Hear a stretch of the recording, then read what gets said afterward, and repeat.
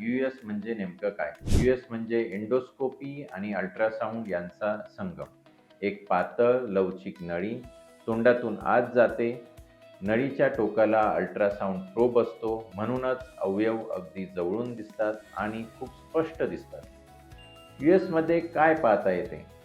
यूएसमुळे आपण पाहू शकतो पॅनक्रियास, पित्तनलिका, लिव्हर, लिम्फ नोड्स, तसेच अन्ननलिका आणि पोट व आतड्यांच्या भिंतीचे थर, सगळे खूप अचूकपणे. तर आता जाणून घेऊया ईयूएस कसा केला जातो. साधारणतः रुग्णाला 6 ते 8 तास उपाशी ठेवले जाते. हलकी भूल दिलेली असते. स्कोप तोंडातून अन्ननलिका, पोट आणि ड्युओडेनममध्ये नेला जातो. तपासणीचा वेळ हा साधारणतः 20 ते 45 मिनिटे असतो. बहुतेक वेळा रुग्ण त्याच दिवशी घरी जातो.